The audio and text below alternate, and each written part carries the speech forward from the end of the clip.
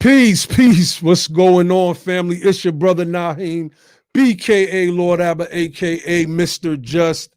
The facts. I'm probably not gonna stay on here long. We didn't go on Thursday, so we're gonna, we gotta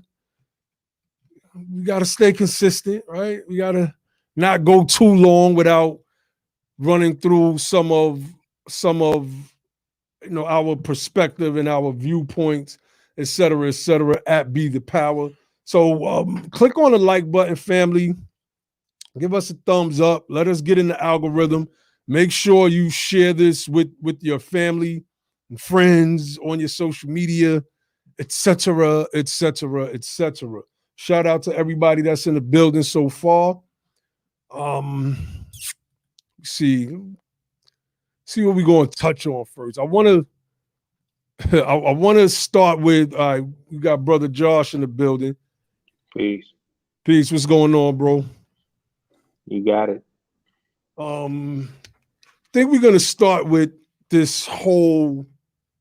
I think we should start with this beer can thing, and it's crazy because I didn't go in the way I wanted to earlier. I actually dozed off before I came on, which is something I do not do. So I was running behind. I had to go run some errands real quick, pick up my children, yada yada yada. But let me see.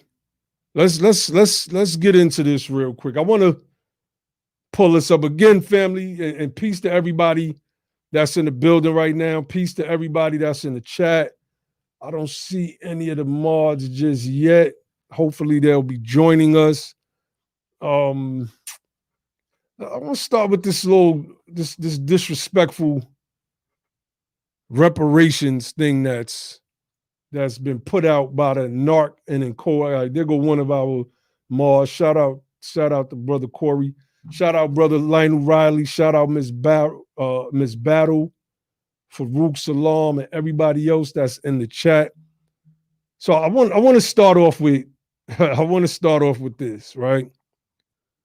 This is the Reparations Imperial Stout beer can. It looks like it says 11.5% alcohol per volume. And this was put out by, I want to say it was Narc on Cobra. I got sent today just was a crazy day. I got sent a text on it and I'm trying to see now. So this is a beer company in Germany. Oh, no. This is not. This is the text that I got from Brother Arthur Ward. Shout out to Brother Arthur Ward. He was saying that there was a beer company that came out with some Nazi beer and the police in Germany, and the police came in and shut it down because it was seen as disrespectful to Holocaust victims. So, this is something that NARC and then Cobra had put out on their Twitter. I had actually seen the initial tweet. Again, today was just kind of crazy, especially once I dozed off. And I wanted to start with this because it shows us who's real about reparations, man. I question people's resolve when it comes to this push for reparations insofar as making us whole. Shout out Riri, I see you in the building. Shout out Sister Brianna, FF80OS now. Everybody else in the chat. Black Magic said it was NARC. It's a brewery in Oregon. This is just some real disrespectful stuff. Okay, Great Norton Brewing in Portland, Oregon, partnered up with NARC. And apologies, family. I usually do all of my research. And earlier today, I was like, oh, man, I know what I want to talk about a little bit later. And this was what I wanted to talk about. Let me see. So we're going to push reparations beer. to America's descendants of slavery, who are a group beset and plagued by many social issues, which have led us to mental illness, which has also led us to abusing alcohol and abusing drugs and trying to find an escape from this life that America has crafted for us. Sister Rihanna FF80 has now said, I saw a bunch of black girl magic wine. I was like shaking my head. This is 100 times worse. Yes, this is definitely 100 times worse. And Satra Del Rey, I don't know if I'm saying your name correctly, 360, said, blow up Great Notion Brewery. Call them 971 279 I'm going to write that number down, 971 279 2183. And I'm going to call, and I think we all should call and tell them to discontinue this product because it's disrespectful and it just shows that they're not serious at all. Hey, I put the link in. I think I put it in YouTube. My bad, but yeah, I put the link. So I don't know if you wanted to pull that up. You can, if you can, put it in the inbox because I'm not on YouTube right now. I'm just going directly from the live stream chat. All right. But yeah, and I want you to speak on this after this, Josh. I think about Diddy Ciroc. I think about 50s. What does 50 have? What is it called? Effing. The effing vodka. I think about Jay-Z's what is it? Dulce, I think it is. An Ace of Spades. I think about how we're marketed to. We see Jamel Hill, and I don't think she obviously created the video, but she shared the video of strippers sliding down a pole and, and it had vote painted on their booties. It's like, what the hell is this? This is the value of blackness in America. For me, it just makes me respect my religion a lot more. But the value of blackness in America is centered around negativity, and it's I think it's just disrespectful, but it shows where we're at to say that we're going to put out a beer called Reparations to a people that have no reparations. Right? It's not like we got reparations and started our own brewery and put out our own beer called Reparations. No. This white-owned company, I assume, and I see people in the chat saying that, put out this in conjunction with NARC, I believe, is what they're saying. Again, apologies for me not doing the background research, but I had to touch on this tonight. And making it appear as if this is just what we are. And this is a reason why we get disrespected politically. This is the reason why they cater to us during elections and they make article after article talking about what black men need to do to get out the vote. Or Barack Obama, he adds on to this stereotypical advertising by saying, tell your cousin Pookie to get up off the couch and go vote. This disrespectful stuff. This beer line brand name is along those lines, and it shows that NARC and then Cobra, they're not serious about reparations, family.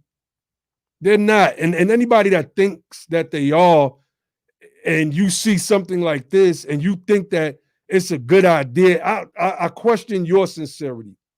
I question your resolve and how serious you think that you are about our people receiving reparations. Brother Josh, you wanted to speak to this? Yeah, man. I just look at it like, it's just they were running around causing confusion. Yeah, I don't really have too many issues.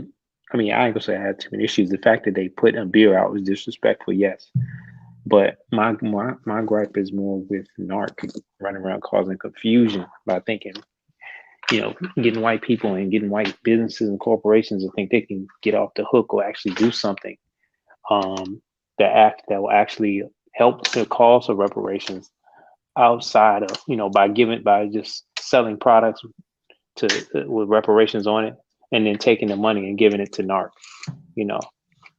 Basically NARC is using white people to build their brand or build them up as the go-to brand of an organization. If as we put our juice behind the call for reparations, it seems as if they're taking that juice and getting white people in whatever relationships that they're forming. Shout out to them for doing their thing to build themselves up.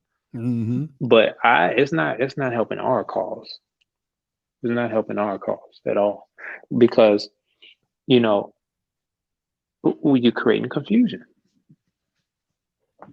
You're creating confusion because what they do is they promote their 10-point plan, which includes things like the right to repatriation. With repatriation, we said it before, we the patriots. What we need to repatriate to. And then my other gripe is it's an interesting thing how whenever they want to push back against reparations or let's say the Darity edits, right? They always go and try to put emphasis on the fact that we're focusing on closing the racial wealth gap. And then you notice how they never bring up any type of dollar amount or total or cost, what it's going to cost. That's right. They never bring that up. And they may argue, well, we don't want that to be something that kills a conversation before it gets to a certain level. Okay. But when you demean that, then you kind of, it's one of those things like, I would rather tell, look, America, this is what you owe. And you're going to get our people to get support behind that. If you don't tell people that, if you don't explain the racial wealth gap, you're going to not allow our people to see how dire the situation is. You got to explain this inequality. You got to explain this debt. You don't even frame it as a debt. So, I got a lot of problems with, and my problem is not so much with the brewery and even that other fund for reparations now that they just got this other, white guy to come and say, hey, look, just donate whatever money you want to donate to us. If you can just donate, you can do reparations. Just donate the money to us, and then we'll donate to NARC, and they're going to they're going to put that money towards the 10-point plan. What's the 10-point plan? How they going to carry that out? I don't know. They just give them the money, and I don't know how they're going to use it, but they trying to get HR 40 passed. So I don't know if they're going to donate to some CBC campaigns or what they're going to do. I don't know. But, these are questions. And I just, of course, y'all, it's disrespectful. But my issue is like, y'all causing confusion out here, man. Stop. Look, you can't do the individual can't do reparations. And if you're saying that the way that they can do it is give you the money, because that's what all this stuff is turning back to. When people, the money for the beer, building awareness and all this kind of stuff, and the money, the donations, all that's going back to them, is building them up. Like I said, that's good for them as an organization, but how does that help the cause? Especially if you're not making it specific for ADOS, especially if you're not, if you're talking about issues like repatriation, especially if you're not going to make sure that closing the racial wealth gap is the baseline thing that has to happen, and as a part of any reparations plan. But go ahead, bro. You can take it from there. I want to get into the article because this is just, somebody said this is the greatest grift since Brianna said this is the greatest grift. Arthur Ward said, I thought NARC had a little more decorum than this. You know, Mobb Deep said it in one of their tracks. You know, when the dough get low, the jewels go. Like, you know, we got to pawn when the money get low, we got to pawn everything, basically, right? So we hustle on the streets and buy all these big gold chains and bracelets and rings. But when that money get low, all right, we got to go to the pawn shop or where we got the jewelry from and try to sell it back to them to get some money. So, you know, let's read into this. This is the ultimate grift. You know, we come across grifts, but HR 40 itself is a grift, but this right here is ridiculous. So let's read this. This is from this particular brewery company's website, Great Nation Brewery, brewbound.com. It reads, Portland, Oregon, Great Notion, GN, the brewery known for hazy, fruit-flavored IPAs and culinary-inspired sours and stouts, is planning to release a new beer called Reparations. The Imperial Stout will be released the weekend of November 20th on GN's mobile app, with 100% of the proceeds donated towards the National African American Reparations Commission, NARC, in support of Bill HR 40. Great Notion aims to create more awareness for the reparations movement and help with the common commitment to fight for reparatory justice, compensation, and restoration of African American communities that were plundered by historical crimes of slavery, segregation, and colonialism. So here, all right, let me read a little bit more. Co-founder and co-head brewer James Dugan dreamed this beer up with the intention not only to raise money, but raise awareness of the reparations movement. Our goal is to help educate, motivate, and build grassroots support about Bill HR 40, which establishes a commission to evaluate reparations proposals for African Americans. It's time we acknowledge our wrongdoings and start healing ourselves as a nation, and the brewing reparations is part of that process for us. So it said it's inspired by the success of the Black is Beautiful beer from Weathered Souls. Great Notion would like to invite other breweries to join the reparations movement. Well, heck, I mean, if that's what's going on, can we get in on can we get in on this? Can we get some BTP beer? You know, like, can we link up and be like, BTP presents reparations and put Billy D. Williams' face? So I'm just saying, right? This is a pure this is a pure grift. Like, I want to go back where it says the Imperial Stout will be released the weekend of November 20th on GN's mobile app, with the 100% of the proceeds donated towards the National African American Reparations Commission in support of Bill HR 40. Right? This is grifting. Like, this is grifting right here.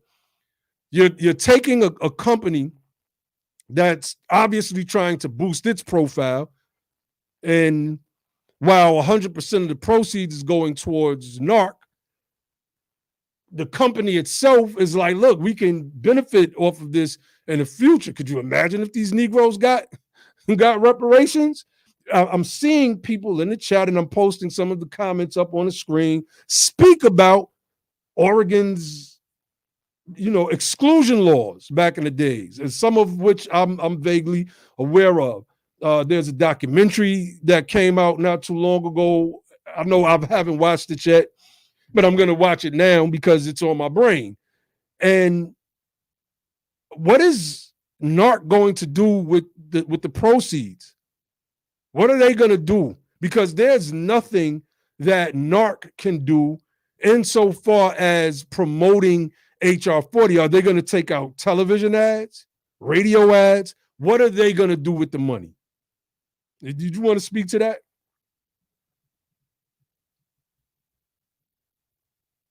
Brother Josh?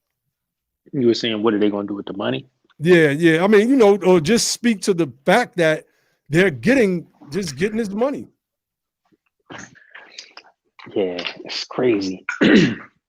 100% of the proceeds are going to are going to NARC. And it's funny because you look at that company. I think they said they had a bunch of what did it say, a bunch of breweries or whatever in Oregon. Mm-hmm. Man, so yeah, what y'all gonna do with the money, man? What y'all gonna do with the money? So y'all getting this money from white guilt and other marketing schemes, and then you're gonna get the HR 40 money from the commission. That's what you're trying to get. That's what you're trying to run that through. Then you're trying to get all the local reparations commissions money. Man, this business is booming, ain't it? Yeah. Yeah. Business is booming. But in all seriousness, it's just like, man, what y'all doing, man? What y'all doing? Sister. I mean, what I would say is y'all doing a good job of when I'm talking about NARC and maybe also in Cobra. They're doing a good job of building relationships with people in power. Now, they're building relationships with people in power, but they're not connecting with the power that is in the people. And I think that's what we're doing. We're awakening people, we're educating people, the masses of people, and we're growing a movement. And what they're doing is they're taking the steam off of the movement. They're taking like the energy, the attention, the buzz from the movement, and they're positioning themselves as the authority of that. And other people maybe a lot of other people don't know any better.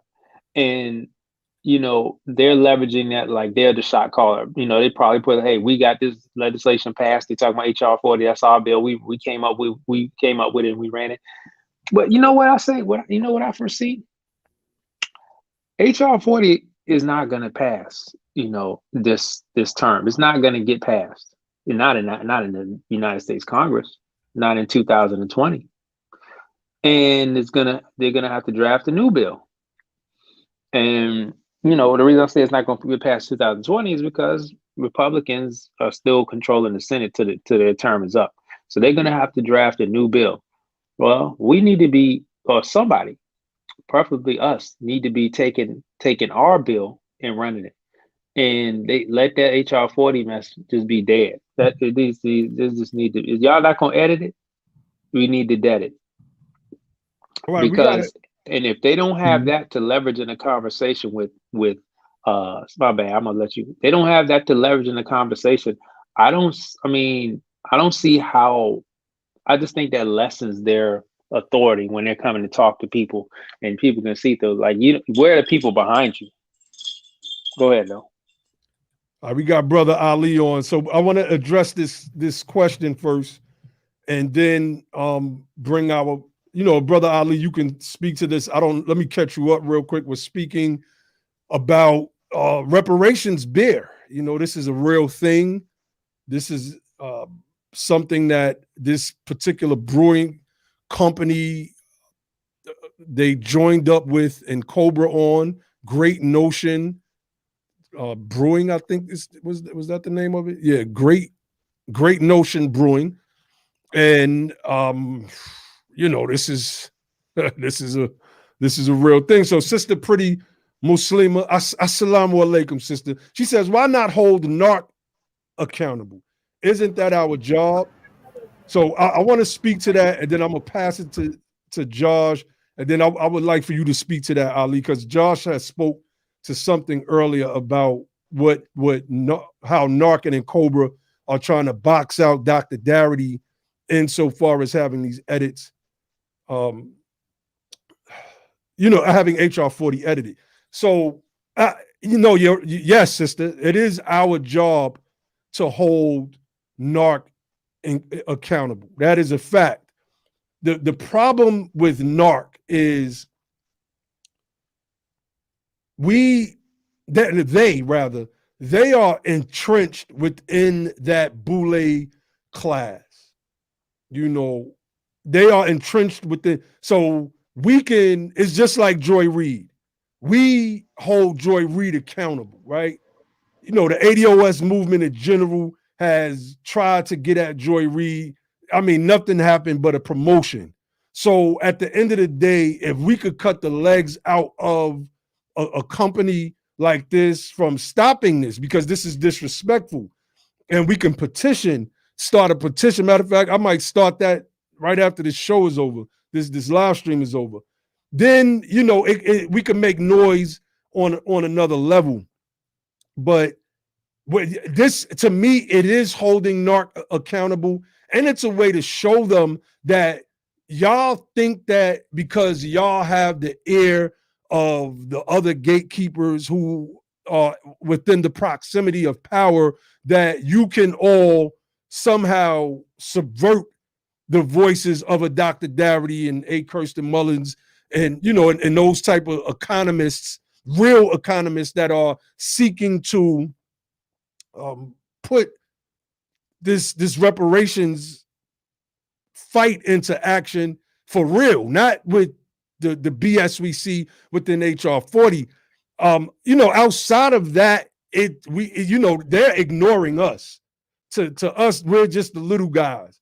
And you know, this is why we have to like do our job and really start to wake people up and build our numbers, et cetera, because without the people, we can't apply the proper pressure. Without the people, we can't apply the proper pressure. So I just wanted to speak to that real quick. They, like I said, it's a handful of them, but they have proximities, or they're within the proximity of power, because they're sitting next to the man that's sitting next to the man, to use an old school terminology. So, Brother Josh, did you want to speak to that real quick? And then we have Brother Ali come on. Well, wait, because the sister brings up, she brings up a very good point. Hold on. She said, but what about the company that really wants to raise awareness about the movement? Everything can't be geared towards NARC. Yeah, I mean, that's a good point. Maybe this company feels that this is a way. They don't know any better.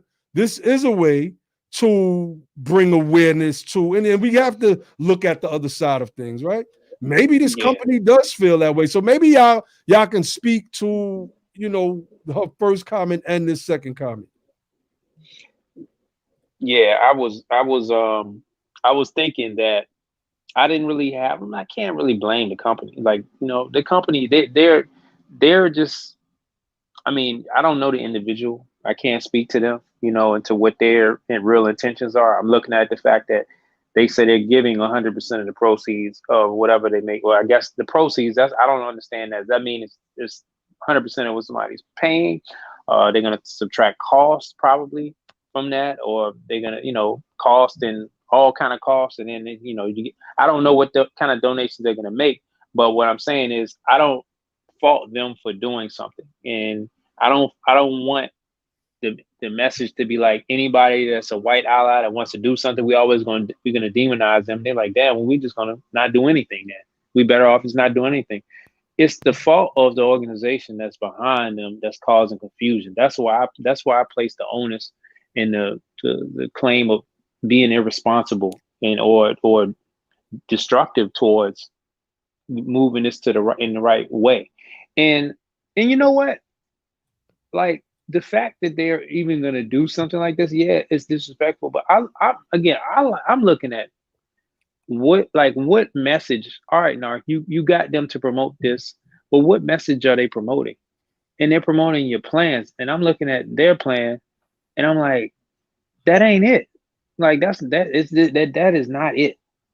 So, and I want to touch on the Darity piece too, unless you wanted me to come back to that. Go ahead, Ali. You let hop in, Ali come in. We'll come back. Yeah.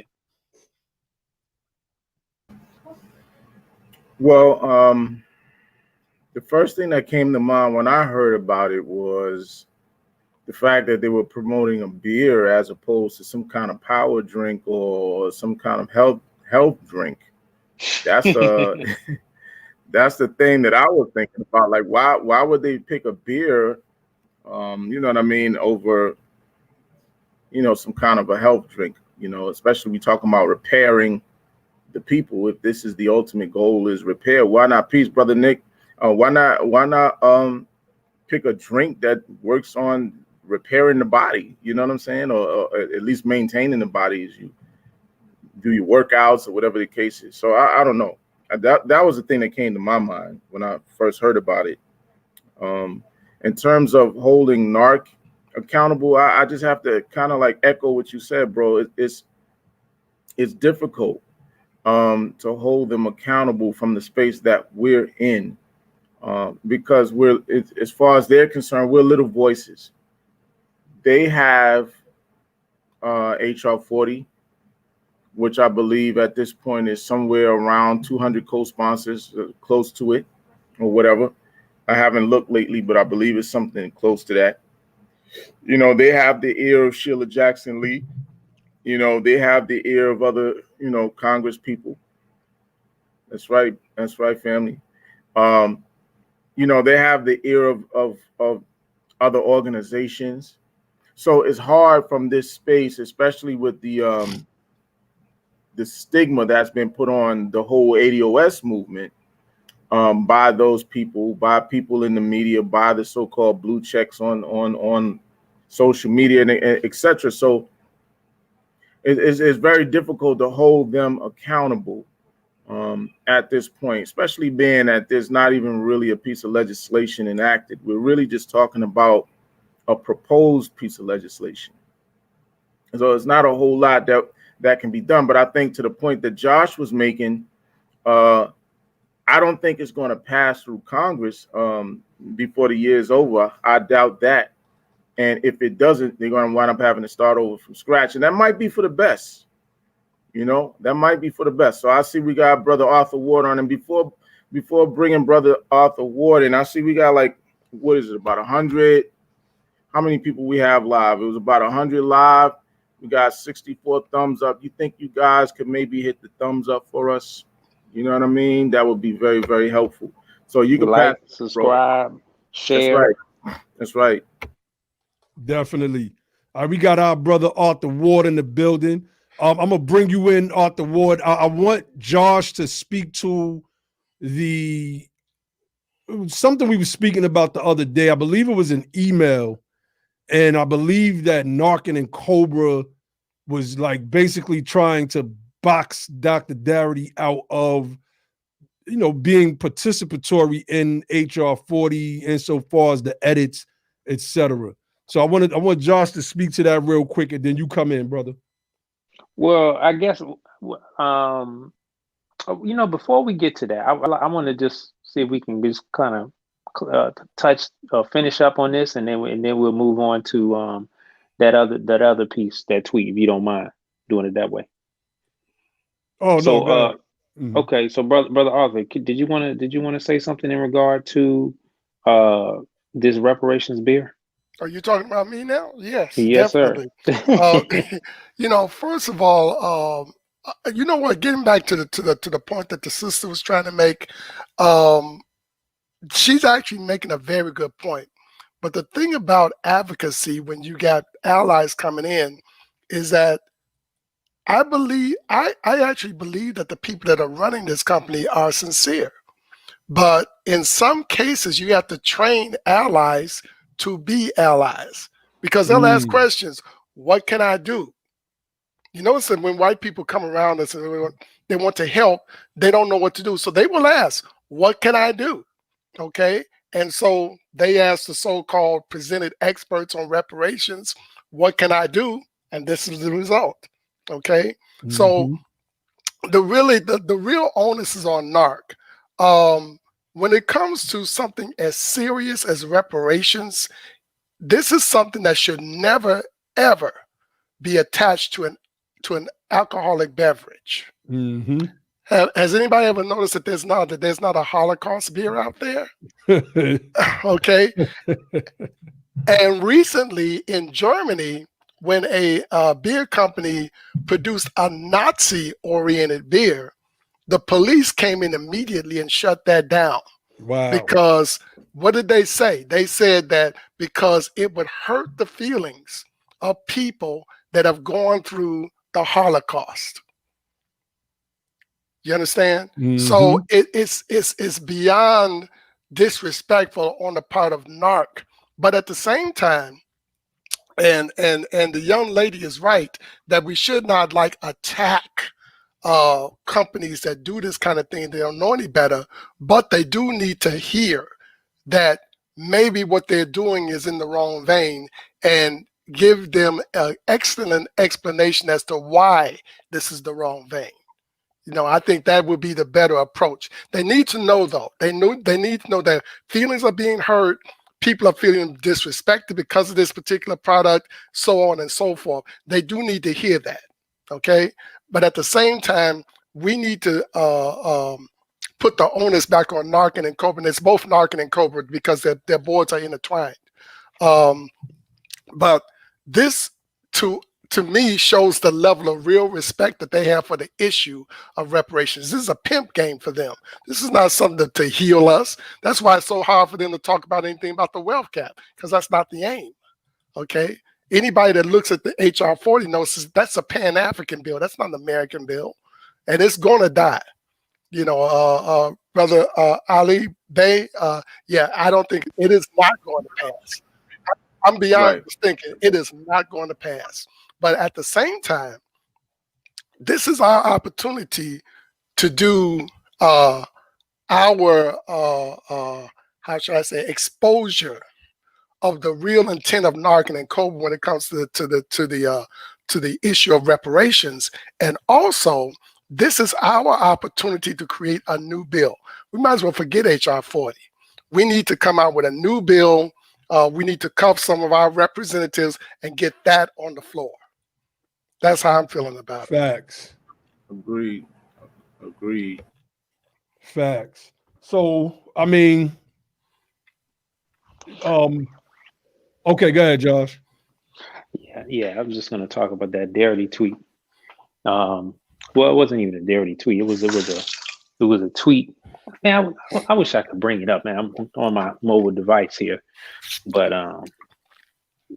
it was a tweet. If y'all go on, I think it was the In Cobra Twitter page. Nobody responded to it.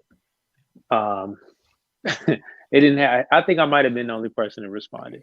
But it was yeah, it's interesting. It's supposed to be the authority on reparations, but when they're talking about reparations issues, nobody seems to care or to respond. I don't know. It's interesting.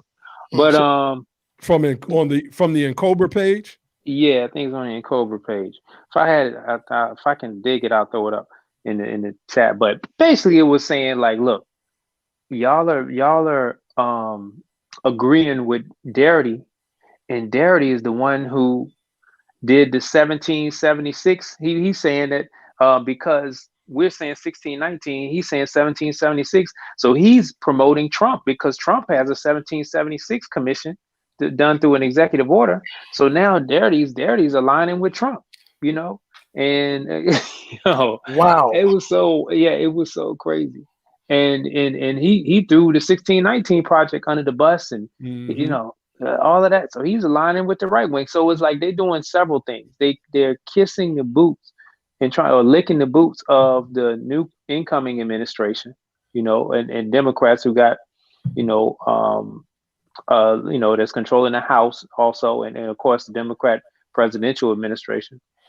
And then they're trying to take back 1619 as like the rightful place to root reparations, which is crazy. Like we've been through this before, but we talked about it. Like, how can you place a claim against an entity that did not exist? You placing a claim against the United States. The United States didn't exist, and you can't tell me that that you can place a claim against the United States and that they owe the debt. They inherited the debt from the Dutch and the Spanish and the French and the British and all this kind of stuff. Well, that's the case. Then we can place a claim against present day, Europeans could place a claim against present day Egypt or something like that. You know, what about the Arabs that came through here and all the Arab kingdoms and this dynasty and this Ptolemy? And okay, well, like, you get what I'm saying? You can if you want to take it back to previous governmental rulers, you can. I mean, how do you do that? Like that doesn't make any kind of sense. You have to place a claim with the country that's here today, which is United States of America. That's why you started the claim in 1776 from a legal standpoint. Now you can make an argument. You can talk about slavery and how there was slavery pre 1776, but that's where it gets messy because it gets real messy. You know, again, it's a lot of other things going on.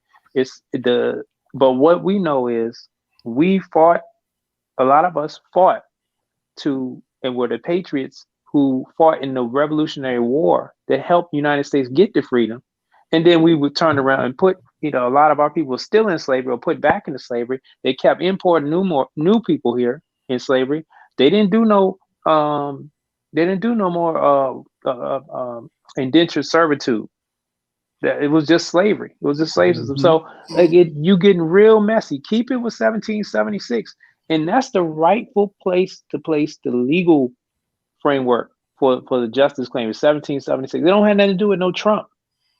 Matter of fact, by us claiming 1776 back, it undercuts Trump's argument. So he can we shut him up with us claiming the 1776 back. So what do y'all think about that? I mean, yeah, you could come on, Ali. I'm gonna say real quick. We spoke on it earlier insofar as creating our response to that, and I think that's the best way, in my opinion, to like really counter the narrative that the racists are going to come with their 1776 initiative or whatever you would like, or whatever they would call it. And they're going to say things like the Republicans were the people that freed the slaves. At the end of it, that's what it's going to all boil you down to. The Republican Party freed the slaves, so y'all black people need to come vote for it. So, I mean, we just got to keep working on our end. Right. Well, the problem with Narcan and Cobra when it comes to that question is because of their lack of legal understanding in a general sense, they have a tendency to come from the standpoint of historicity rather than legal operationality. Okay. Yes, the structures for the slave enterprise were set way before the country began. But where are we at? Where are we? And what is operating? Okay. What's operating right now is the United States of America. That started in 1776. And the final phase of our slavery happened after that country was formulated. Okay. So as a matter of operational, legal practicality, of course, we must start at 1776 if we are to establish reparations and complete it. If we go beyond that, we get into a lot of murky uncertainties that will probably never happen. And if we go the Narcan and Cobra way, it definitely won't happen. So my thing to them is to get off the historicity to a certain degree, and let's get on the practicality. And the practicality is 1776, and this is the difference when you have people in place that are economically aware, legally aware, legislatively aware, like more so the people on the ADOS side of the line when it comes to the question of reparations, rather than the historical and the pre-American systemic aspect, which is from the viewpoint from which Narcan and Cobra comes from. Brother Ali. Yeah, I think you guys pretty much covered everything. The thing that I would say to them, if I was to speak to them about their starting at 1619, is they have to remember that's colonial America. Right. That's colonial America. And to do that, if you were to do that, I'm not saying that you can't approach that, but to do that, you'd have to take the position that CARICOM is taking, which is to go after the actual European powers. So that's a whole different approach. You get what I'm saying? Mhm. CARICOM is doing it for the Caribbean community that came together to do that. They going after England and whoever else. But that's what they're supposed to do, because those were the ruling powers. So at the same time, what Narcan and Cobra has to understand is that the reason why we're focusing on the United States is because, obviously, like you guys said, the United States was the ruling power that allowed this institution to continue coming out of the colonial period. And so instead of protecting the people of the land the way the Declaration of Independence says governments are established to do, they didn't do that. They left us hanging in a number of ways, on top of the failure of Reconstruction. So there's reasons for it. But again, to them, if they're going to approach 1619, now you have to go back and say, well, we're going to go and take England to task. We're going to go and take France to task, or we're going to go take Spain to task for, that's a whole different, you dig what I'm saying? That's a whole different approach. And you'd have to take the same approaches as CARICOM to do something like that. Mm. All right, look. Yeah. Oh, okay. You brought it up. You got it. Okay, yeah. I was figuring you was going to want to come right in with this. Did you want to read it? Yeah, it says the Can history you of see it? Because you said I can see it. Okay. It says the history of reparations is more than most people know. The 5 injury areas of systemic enslavement and oppression began in 1619 and not 1776, as both Donald Trump and Sandy Darity want to convince us to accept. We need to pass HR 40 to get reparations now, with 5 forms of reparations. Now, click on that Cobra. Click on the Cobra button. Just click on it so you can see the whole page. All right. Now, just scroll down. See how many times they didn't put that out. How many times? Keep going down. Keep going down. So are these the 5 injury areas? Let's look at this: peoplehood, education, health and criminal, punishment, wealth, poverty. 5 forms of reparations. Cessation? What are these people talking about? Cessation? Hold up.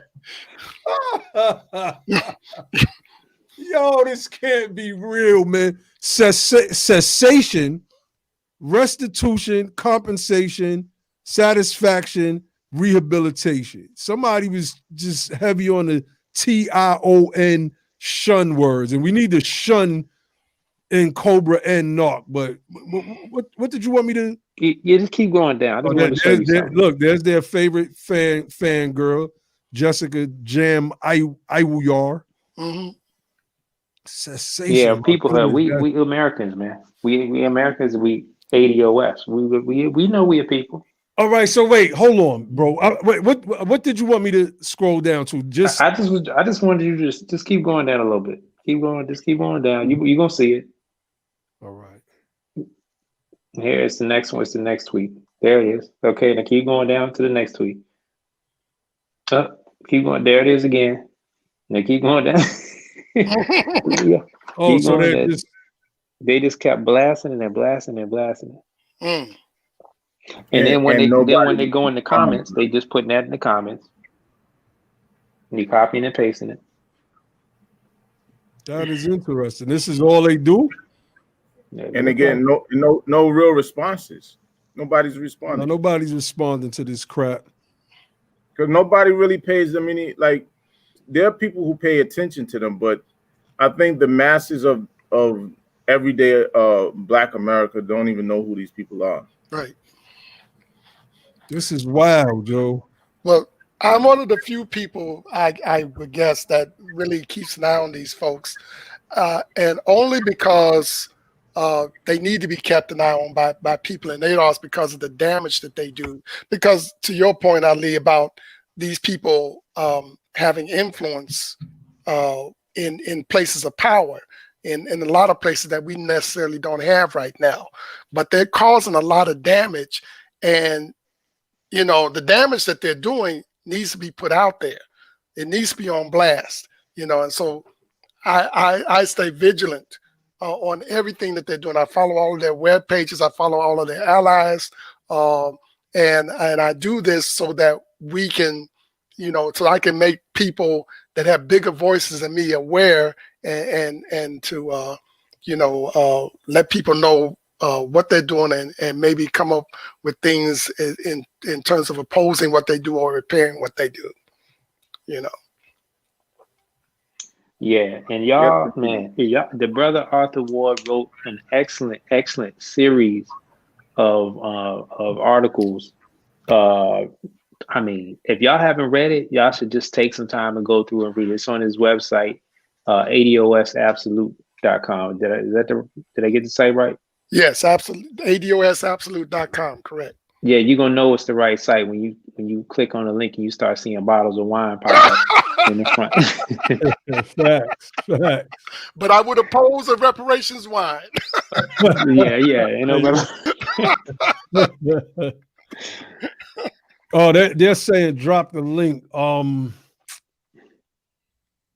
put it in the chat. Okay, cool. Yeah. What's that? The link to the tweet?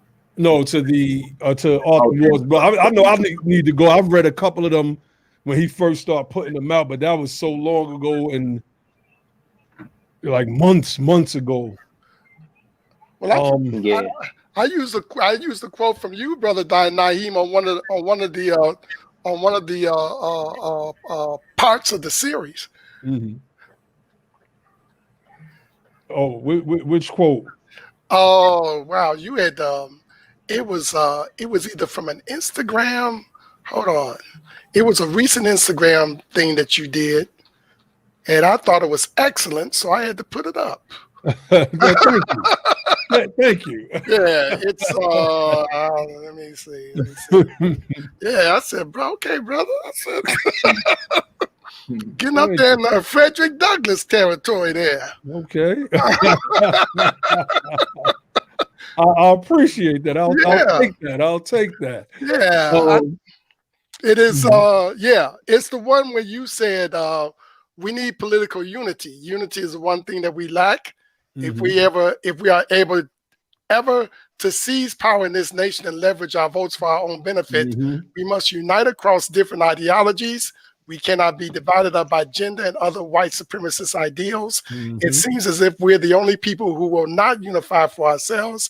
It is as if whiteness unites the European here, but blackness, and I bracketed because what I felt you mean was between disaggregated ADOS ideological and political factions here divides us. Unity is how we win bracketed reparations. Elijah Muhammad was apolitical and never wanted true unity with Dr. Martin Luther King Jr., who was political, but Malcolm X understood that the power here is in the hands of the politicians and government, and that is how he got several pieces of federal legislation passed for us, and that's in part 4. Oh yeah, that series. I definitely need to read that one. I definitely need to read that one. Yeah, I remember that post. Yeah, I remember that post. Powerful commentary. Yeah, honest brothers. Okay, we got Josh up on the screen. He responded to and Cobra, and they responded back. So let's read Josh. Yeah, I didn't. Did you want to read it? No, you can read it in my voice. Go ahead. Look at you. In Josh's voice. Josh is all right. I'm gonna just read it. It says, still trying to link ADOS and Darity to Trump now. Really? Our claim on 1776 actually undercut Trump's attempt to reshape the narrative. 1619 just unnecessarily complicates things. What if you just agreed with the edits? What would happen then? So, and Cobra responded back and says, notice how no scholars or lawyers have backed Dr. Darity's edits. His opinionated edits were refuted with irrefutable empirical evidence that he cannot and will not respond to. So is this it?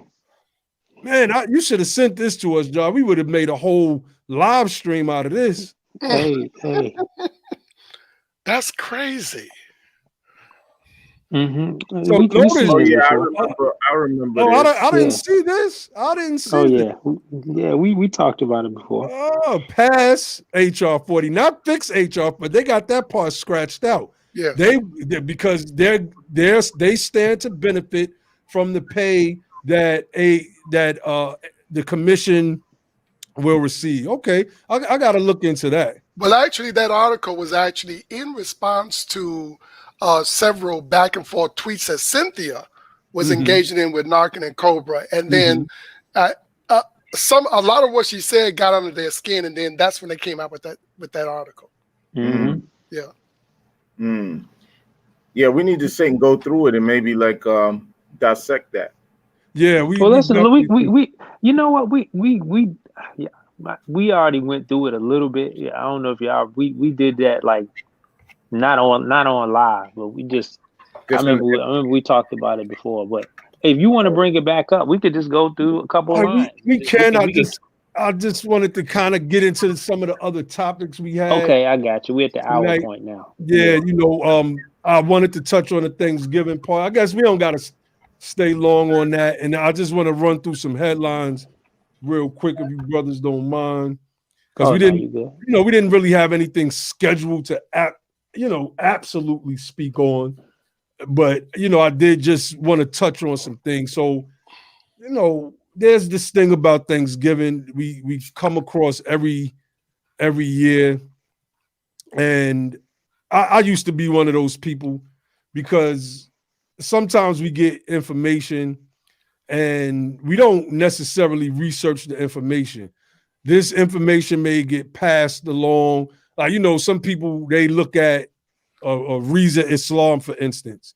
And if you don't fact check someone like Reza Islam, this stuff that he's putting out there is going to sound like, it's going to sound credible. And and Young Pharaoh, et cetera, but once you start fact checking these guys, you say, okay, nah, this stuff is not right and exact. I don't know where you guys got this information from, but upon further research, we cannot find anything that backs up your claims. So there's this this meme, I gotta bring it up. I have to bring this up, that I share every year because it's one of the funniest things I ever seen. So this meme says, "Wow, Heru, we thought you were going to stay in your room, buddy. Pull up a chair." And the reason why when I first seen that meme, I laughed tears, like literally laughed tears, because I knew that I was one of them people that used to be like that. We got our brother Grim that just joined the stream as well. So, this is a time of year in Western society where we get a chance to build with our family. It's a vacation time. The children got school off from Thursday, Friday, Saturday, Sunday. It's a time to be thankful. We can accept the concept for what it is, the things that we're thankful for. And I believe that coming together as family is one of the ultimate expressions of this Thanksgiving, right? This sentiment around what we're thankful for. We're thankful for family. So while we might not celebrate it at the historical level of how Thanksgiving comes into existence as a holiday with the pilgrims, et cetera, we do celebrate it because it has become a norm in American society that we have accepted, and we're Americans. I tell people all the time, Prophet Noble Drew Ali, he was an Islamic prophet, leader of an organization. If you don't want to call him a prophet, that's fine. He was a leader of an Islamic organization, and yet, and during Christmas time in the 1920s, this man had the Moorish Science Temple of America giving out toys. So, like toys on Christmas. toys on Christmas. This is coming from an Islamic man that understands the fact that we live here in the United States of America, man. So, you know, a lot of the super pseudo stuff starts to come out around this year. I've battled with a lot of Moors over the years that made up a whole bunch of crazy ahistorical nonsense about why we eat turkey on Thanksgiving. It's because the battle with the Moors and the Turks and some more with the Europeans and the Turks. Yo, funny. I've had so many battles with pseudos over the years about this topic. At the end of the day, we do it because we accept it as a holiday that we can get together with family. And I'm gonna say this in passing. Matter of fact, Grim, you could come in after this. In Islam, right? There are traditions that have been adopted into that religion that were prior to Prophet Muhammad receiving the revelations which become the Quran. In Christianity, there are things that are adopted into Christian theology, Christian practices that some deem pagan, but yet and still it was adopted into that religion and it's still practiced until this day. You know, we have to come out of that because I'm pretty certain that the Egyptians adopted certain things. In fact, I mean, I could give a whole breakdown on the Canaanites that lived in Egypt and certain language that was adopted, Cushites in Egypt, certain gods that were adopted. I mean, I could give a whole lecture on that alone. So we got to break out of that. And that's why this meme is so funny to me. Wow, Haru, we thought you were going to stay in your room, buddy.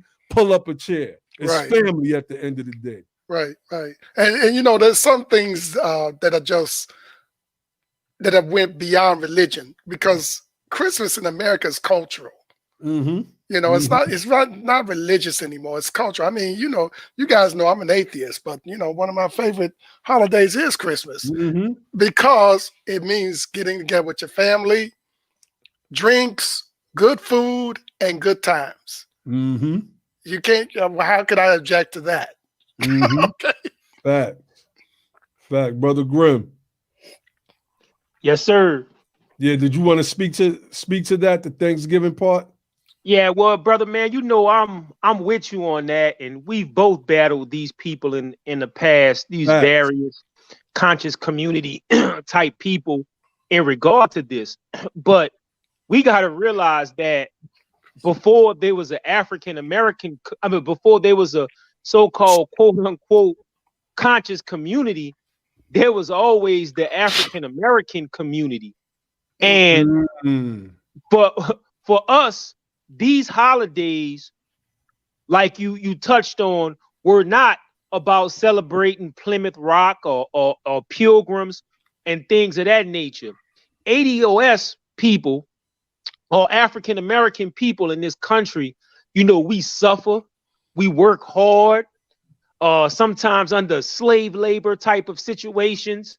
We go through, even when we not in labor, almost slave labor type situations, we work jobs that we have to be as twice as good as, you know, our white neighbor or POC neighbor that may work with us, you know. So ADOS people, man, go through hell in this country as a whole, you know, spiritually, mentally, or what have you, know, psychologically. So to bring that back to these holidays in America for African American or Black people or ADOS people in this country, you know, these holidays for us is a celebration of our lives and our struggles and our overcoming these evils that we suffer in this society, and how we as a strong people, and not, like you said, our family bonds that basically bring us together to, you know, to celebrate that fact that we have overcome these evils. So, you know, don't disparage your brother and sister for celebrating around the holidays, celebrating Christmas and things of that nature and Thanksgiving, because it's not about the things that the European or the European American may have put to these holidays, but we just celebrating, the fact that we overcome the constant boot that's on our neck, and even in like New Orleans, a lot of our traditions, are Catholic or associated with the Catholic Church, like Mardi Gras, for instance. Now, Mardi Gras was a holiday that at one point in time, Black people were not allowed to celebrate, but the African Americans here, brought such a powerful culture to this region now that Mardi Gras is almost inseparable from its African additions, if you know what I mean. Mm-hmm. So for example, we have like the Mardi Gras Indians and second line bands and things of that nature. I mean, we put our African descendant touch on the holiday, so it's almost inseparable from what we do. But it was a Catholic holiday, and those parades and stuff at one point in time, Black people couldn't go. So man, really, and we talked about this before in one of our old shows, the tribe of Canaan and stuff like that. And I'm gonna say this, and I'm a close, man. One day, man, God will turn this country over to us, man. It's just a matter of time. I mean, Wow. I think I just think we're the dopest people on the planet. I really believe that. I don't think there's a people on the planet that's doper than America's descendants of slavery, the descendants of freedmen here in America. I just don't. And I believe the same thing you believe, Brother Grimm, that one day this thing is going to go in our hands. The meek shall inherit the earth, and the last shall be first. I really believe that. So Ali Bey or John, I wanted to say something real quick. I wanted to say that, and this is tying in reparations, and that is when the country does anything right, specifically for us, we're able to see the country move in a positive direction as a whole. Like, America will never be great until America does right by ADOS, period. And I would say, like, you can look at, speaking on Thanksgiving, the history of Thanksgiving, as far as being like an official American holiday that's recognized. I mean, you can go back to Abraham Lincoln's Thanksgiving Proclamation, and he did this months after doing the Emancipation Proclamation. So it's like, by him using that office to do what he was supposed to do with us, then all of a sudden that spirit is now moving to affect Thanksgiving. And I'm not saying that, I'm not trying to say that's to deify the man or make anybody think he was doing anything. That we know, like, he was a politician, but it is a spiritual movement to do right by us. I mean, whether we want to admit it or not, I mean, I believe that I don't want to use this word, but I'm gonna use it. I believe it's going to be a curse on America. America's going to have serious problems until it does right by us. And I think there's some higher powers behind that. Whether you want to believe it's a God, or whether you want to believe it's the ancestors, or whether you want to believe it's those of us who are right here alive that's going to be causing hell, that's going to make the curse a reality. But hey, America, when you do right by us, you're going to see some positive moving forward with the nation. You don't, you're going to continue to see degradation. And if we hurting, hurt people gonna hurt people. That's just how it works. Let me just read something real quick from an article I posted earlier that was on CNN. The article is called it says the economy as we knew it might be over. Yeah, I was gonna pull that up. But okay, so go ahead. So you go into it. Let me, I'm glad I you just want brought to that up. read one sentence. All to right, to the point you guys are making. okay, hold on.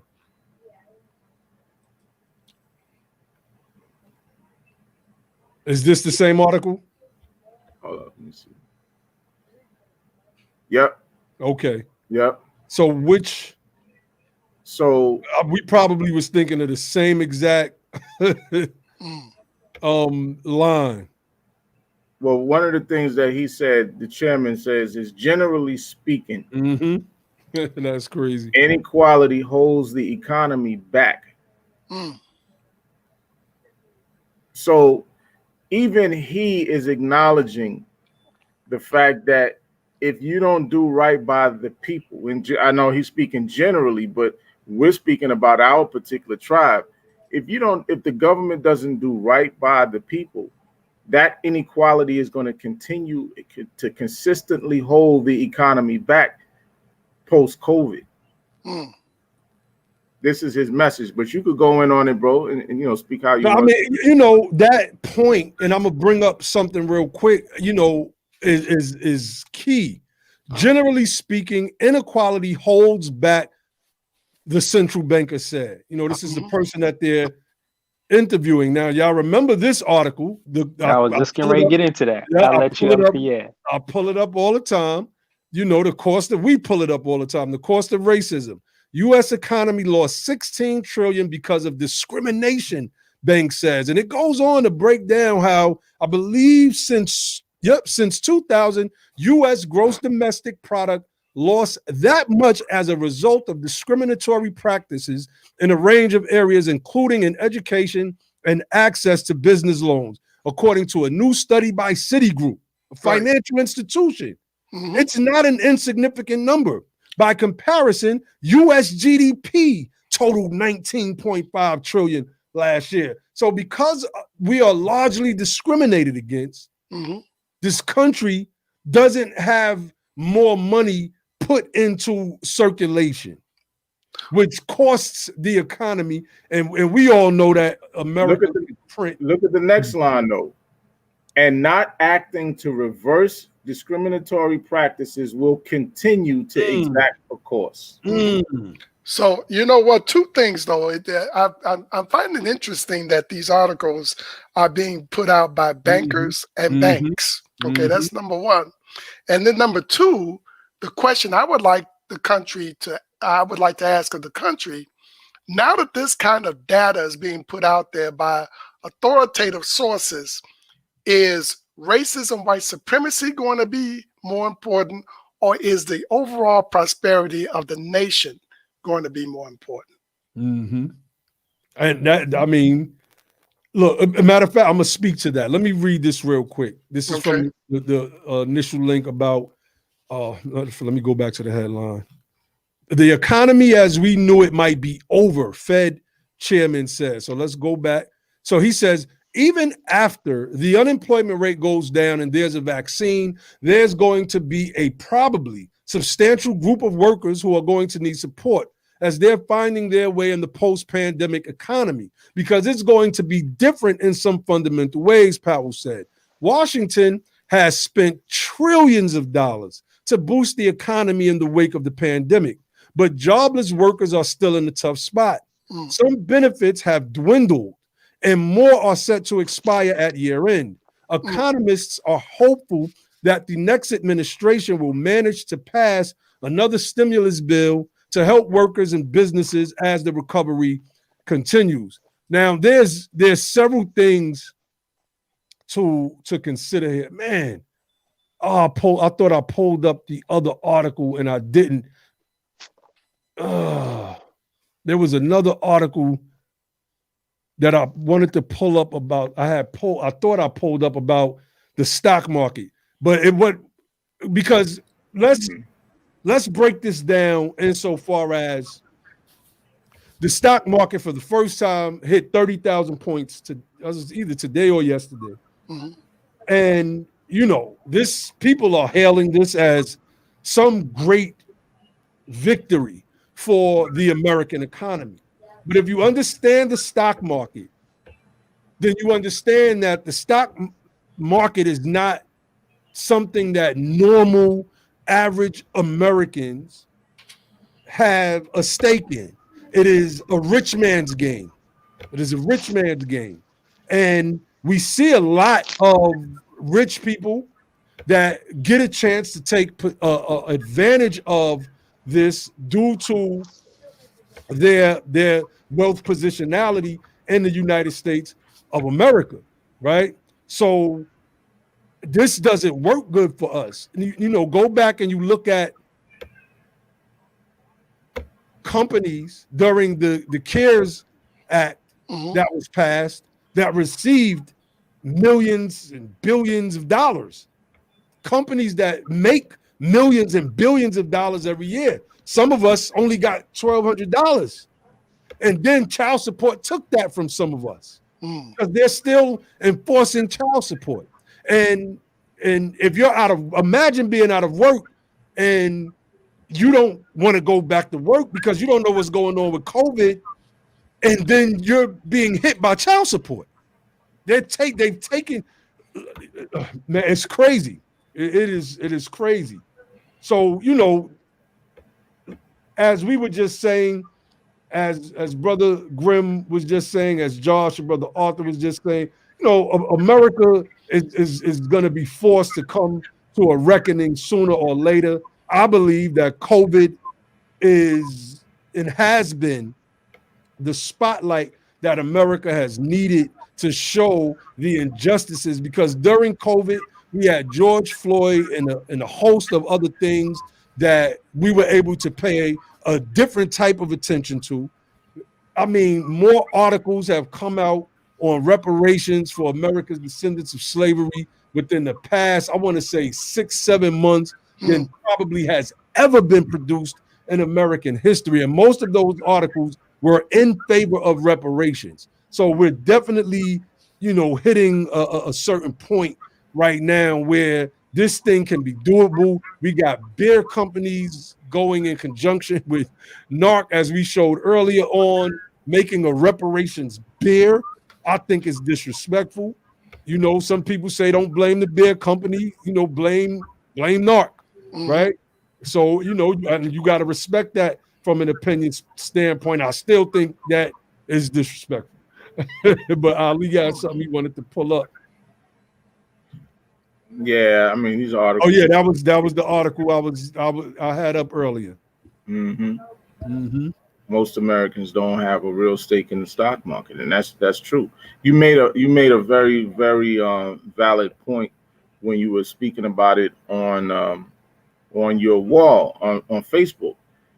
I think it's a quote out of the article. The richest 10% of households controlled 84% of the total value of these stocks in 2016. So it really, for most Americans, it doesn't have anything to do with us. All right, we gotta. I wanted to say, you know, to that point, the economy, as we know it, has would never be is over. It may be over. You know, anytime when people say the economy, I always kind of have to ask the question, like, who are you? How are you classifying the economy? Because when you know, like president or politicians say the economy is doing well, we look at like the stock market, and when we already make the distinction and say, wait a minute, the majority of the gains in the stock market are not going to help the average person. The majority of those gains are gonna help the elite. They're gonna help even like upper middle class people and upper class people and that have 401ks or something that may help fund their retirement. But probably the vast majority of Americans are not seeing a large, you know, benefit in their lives from the stock market. So how can we say that that economy, the way the economy is working, it has to be over. It has to be some changes. Like it has to be.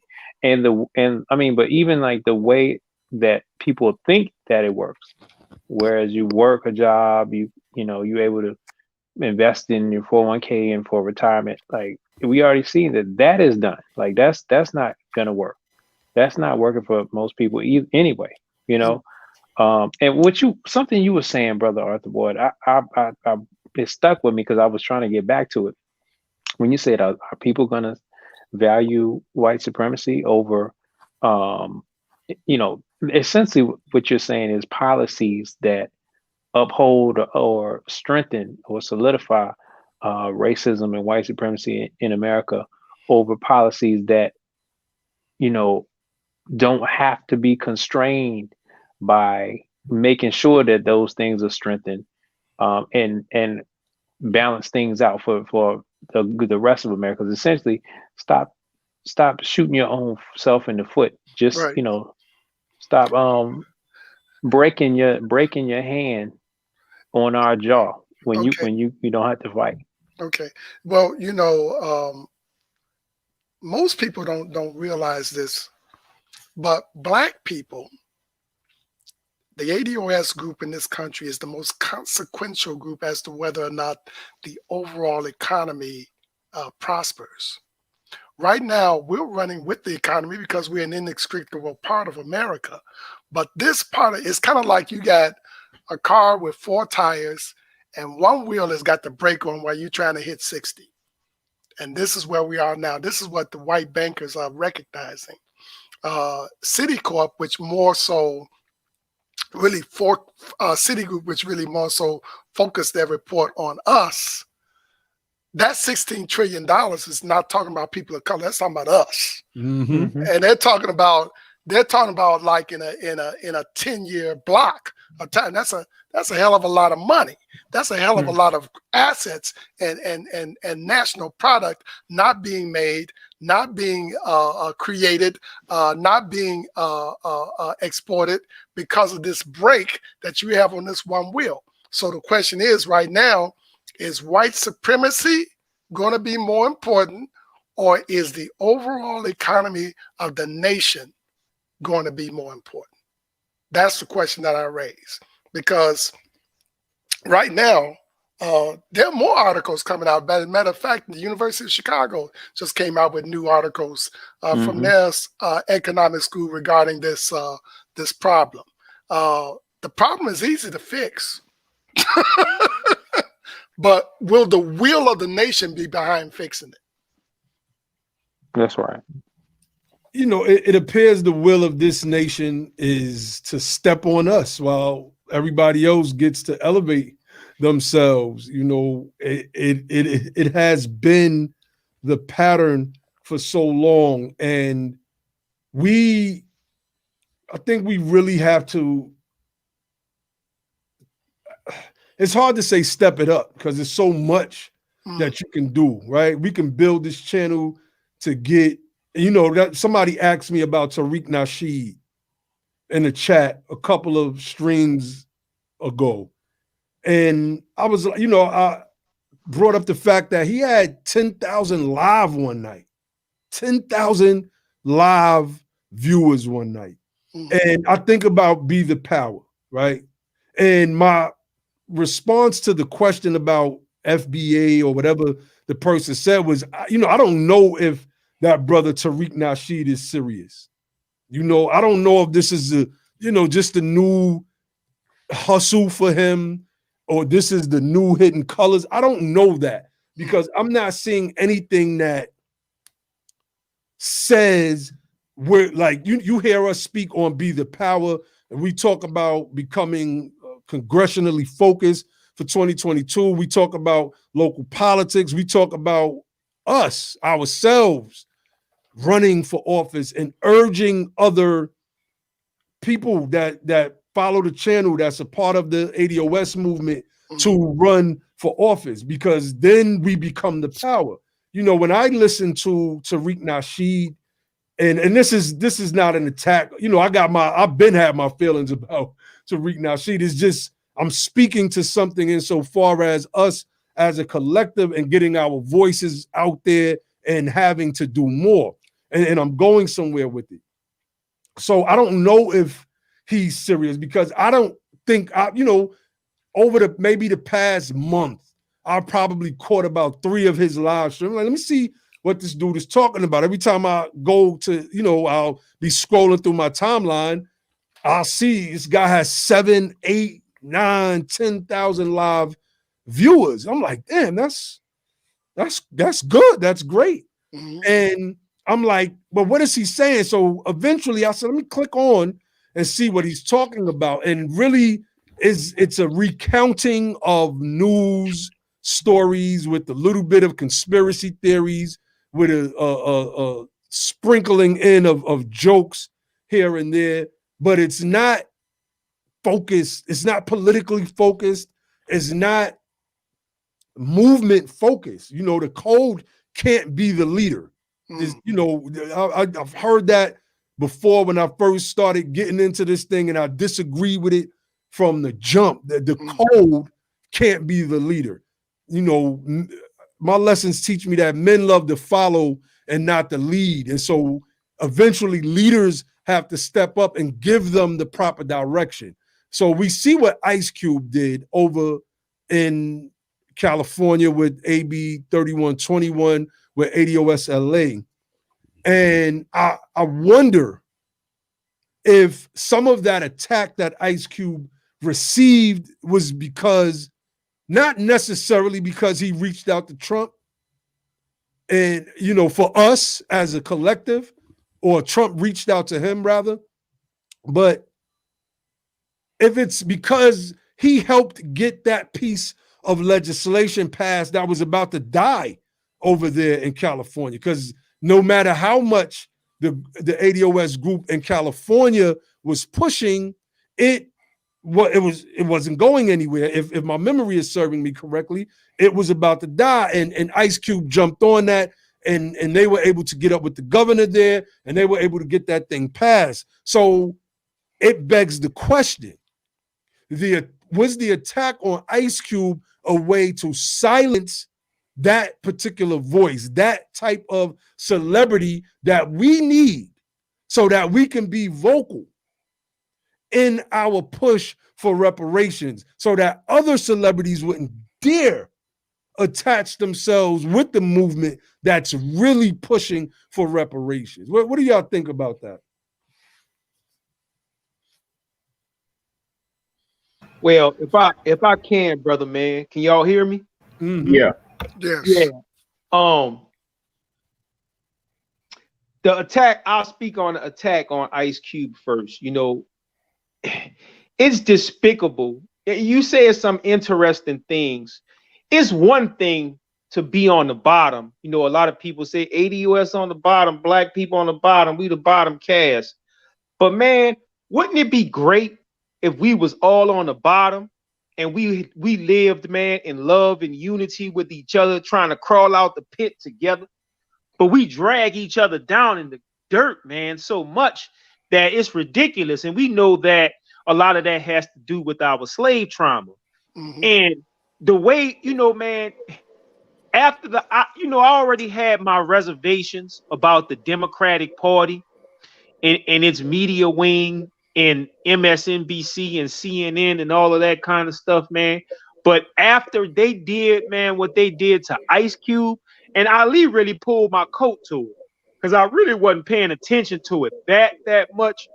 But man, what they did to Ice Cube is I lost all what little respect, man, that I have for the Democratic Party, man, and its wing. I mean, that was basically a political assassination. Mm. And it's one thing to be politically I'm sorry. I was gonna say it was a political assassination attempt. I don't know if they were successful. Okay, all right. Yeah, I get that. But but what I mean by that, Josh, is that they were successful in making people that otherwise was Ice Cube fans, that followed Ice Cube and whatnot, basically turn against him and start calling him all kinds of bad names. That's why I say it was an assassination. Mm. Now, okay, let me get my train of thought back. So basically, when they did what they did to Ice Cube, man, our people couldn't objectively see that, hey, man, this brother was always in our corner. And when we talking about Ice Cube, we talking about the Predator, man. You know, he was always in our corner speaking on issues, you know, even when, I mean, if you go back and listen to that song, F the Police, and listen to those things that those brothers were saying, I mean, we dealing with that stuff right now today. Word. With George Floyd and the sister name that escaped me, the sister they killed in the bed. I'm sorry. Yeah, Brianna, Sister Brianna. I mean, we still dealing with that stuff, y'all. So, you know, that's what I got to say on that, brother, man. As far as the Tariq Nasheed thing, I mean, I'm not gonna get too heavy into that, but you know, like you said, you don't know if the brother's, you know, serious or not, man. The bottom line, man, is at the end of the day, we should all be working together, man, for reparations and stop this character assassination thing as far as brothers and sisters assassinating. And it's just grim speaking on it. You know, we should stop assassinating each other's character, man, and warring against each other, man, because I'm gonna sidetrack real quick. You know, a lot of people get into this thing and they may have these high and mighty charismatic personalities and they speak on issues and stuff like that, man, but people let their egos get in the way because they want to be the leader. They want the black people to look at them. They want to make all the money from this, that, and the other, from this event to that event and stuff like that, man. You know, imagine if Dr. King and Malcolm X was like some of these conscious community people and these present day activists and stuff like that with these big ass egos, you know? Man, at some point, man, we got to stop that stuff and basically to the basics of our character and the way that our ancestors were, man, when they were fighting this struggle, man. And people got to stop jumping up and seeing who could be the big super leader, man, for glory and fame. And y'all know, man, that's one of the reasons why I fall back from a lot of that stuff after being in the struggle with y'all, man, for you know, all of this time, man, from you know, from this level, from our level in the MST of A or what have you, man. It's just heartbreaking, and it's heartbreaking, man, and it takes the motivation out of you you can't take 2 steps forward in doing something without being mentally, physically, and spiritually, not physically, but mentally and spiritually killed by your own brothers and sisters because you're trying to say or do something positive. Facts. Yeah. Well, you know, I totally understand the heartbreak part. How old am I now? I'm 64 years old. And my heart has been broken countless times when it comes to our people. I was born into the Nation of Islam. And, you know, so I don't know anything else but activism. That's just, to me, that's just part of my daily existence. This is part of what you do in being Black. But at the same time, despite the injury that our people have gone through and that causes them to behave in certain ways that are truly detrimental to our folks as a whole, those of us that are even partially woke just have to keep going, man, because we're the ones that's keeping the whole alive, man. You know, you know, in the past there were approximately 150 slave revolts, man, and they were all put down because of one of us telling, snitching, okay? But that didn't stop the revolts.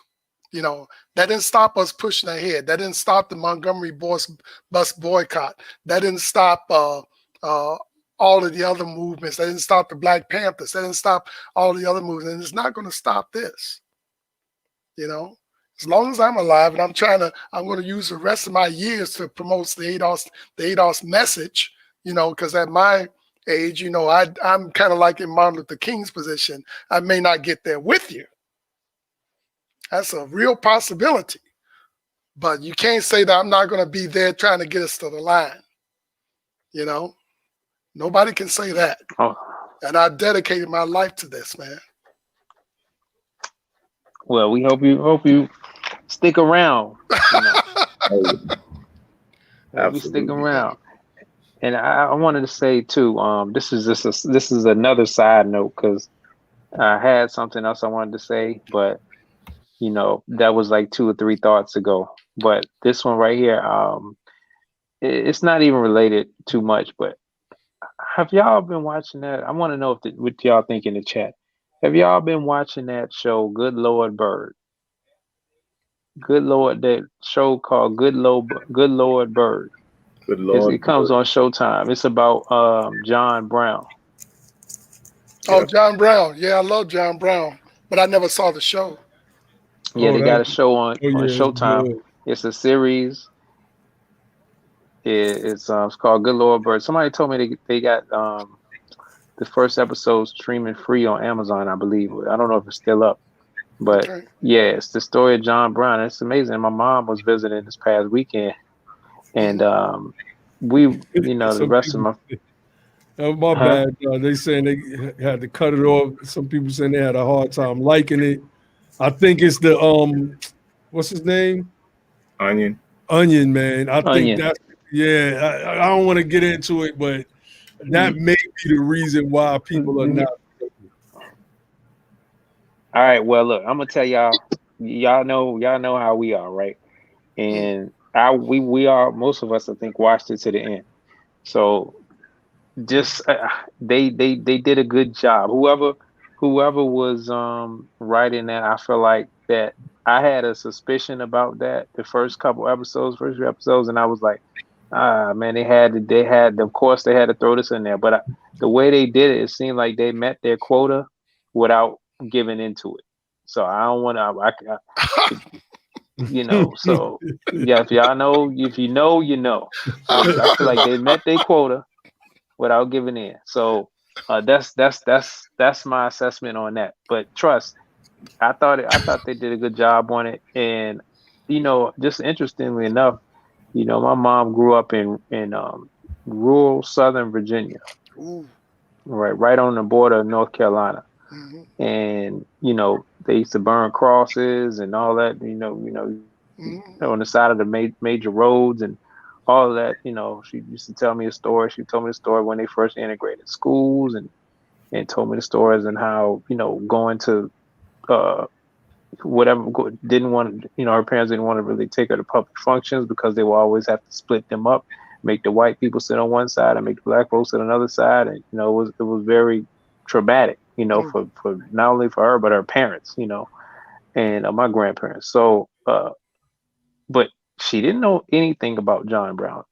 Saturday was the first day. That was the day she learned about John Brown. You know, that was not taught in school. So I'm like, man, how many people do not know about John Brown? You got to know about John Brown. It's amazing. I feel like they will teach us about Nat Turner before they'll teach us about John Brown, because it's all right if the Negroes can learn about Nat Turner and the white folks can learn about Nat Turner, because that'll just give them another reason to be mad at the Negro. What? He's killing white folks. Oh, he's a devil. But they don't want to talk. They don't want the white folks to learn about John Brown to see, wait a minute, it was some white folks that was for the cause, that was down for the killing, to kill these racists in the Spark Revolution to end slavery. You know, that spirit of John Brown needs to be rekindled by our white reparationist allies. Now, I'm not advocating for nobody to start blazing no guns right now. I ain't necessarily advocating for that, but I'm talking about the spirit that you got to get radical, that you got to be loud, that you got to take action, that you got to gather the troops. And again, I'm not talking about guns and nothing like that right now. I'm talking about like you're gonna have to organize and win more people to your ideas, you know. And it's amazing how when white people say something, our people listen. We can say it all, just like the sister that said on her program last night. We've been saying all along, we need to disaggregate. We need to disaggregate this data. You can't say that Latinos are a group. They're not a group. ADOS is a group. ADOS is a group because we all come here. We have all foundational in America. We all have the same story, and it's reflected in how we vote. We voted pretty much as a block. Them other groups, they coming from all different kind of countries, and you try to make them into a group. And we said it on our program back in June that ADOS is the largest ethnic group in America. I think we showed German Americans was right up there, but I don't know who really is classifying as a German American. They just pretty much folding into whiteness. So when you disaggregate them out of whiteness, maybe, but they don't recognize themselves as German Americans. I don't believe. I could be wrong, but I know that we recognize ourselves as ADOS, and whether we want to use the term black, those black folks know that they come from slavery. It ain't no ADOS people that don't know. Really, there's very very few. I would beg to. I would argue, and so the point I'm just trying to say is, man, we have to get back to keeping our politics at the front of our priorities. We have to do black politics, ADOS politics first. And I'm gonna pass it along because I probably skipped over the point I was trying to make. But y'all hop in and give me your assessment of what I was saying. Yeah, I mean, we definitely touched on that some months ago, and I'm glad that it's being expounded on now to a greater audience. But yeah, it's true, we got to disaggregate, and without disaggregation, they know what we're fighting for. At the end of the day, they know exactly what we're fighting for. Insofar as identity, insofar as separation, they know what the movement is about. I watched when they had like a little round table and E.S. Glaude and Joy Reid and the rest of them were there, and he brought up ADOS. And you could see Joy Reid's face. She was trying to keep a stoic visage, right? But you can see it. She just is like disgusted, trying to hold that back, like, oh, she's giving these people credit. I don't know if that was her platform, but you can tell she didn't like that at all. I don't think it was her platform, but she was there. It was like a number of people like on this kind of like conversation they were having, and he brought up ADOS, and boy, she looked like, man, if she could jump across that table, like, man, she would have. But then it was funny because in his validation, there was invalidation on Twitter. He called the movement a nativist group, try to use that language that white supremacists use, the Confederate flag waving rebels use today. So, I thought that was very disingenuous of that brother. But at the end of the day, they know what it is, and they know what we as a people are fighting for. So I want to bring up, because we're approaching 2 hours, I want to bring this article up before we get up off of here. Somebody said, I like Eddie. I like Eddie too. I love brothers who are intellectuals, man. I love that. But there's an element to intellectualism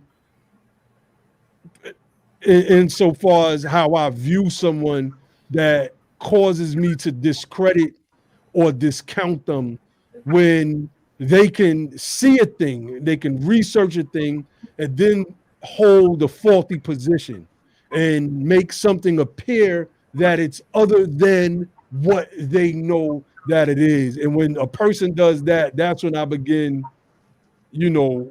that's when I begin losing my respect for that individual. I don't care how intellectual they are. I don't care how well spoken they are, what type of leader they are, et cetera, et cetera.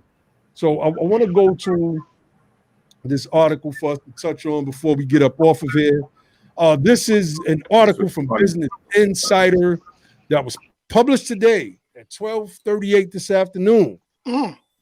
It's effed up. Campaign staffers who helped Biden get elected are grumbling that ex-Obama officials are snatching up White House jobs. Hold up, bro. Okay. All right. See, hey, you always talking about me coming at the end of the show with the fire. Here you go.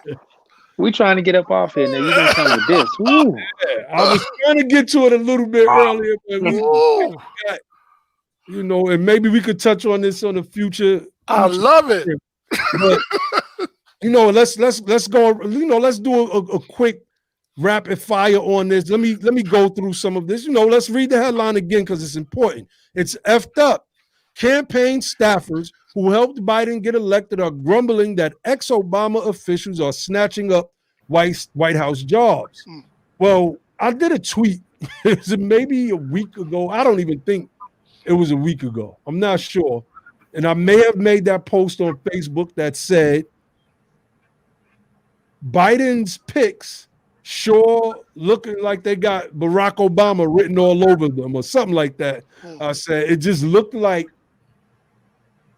there's a bunch of Obama stuff. So let's read through some of the little talking points. Yo, is he standing right behind him?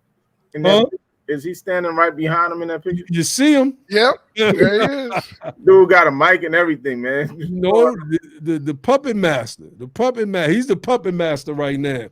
He made them phone calls, the booty jig eggs, booty.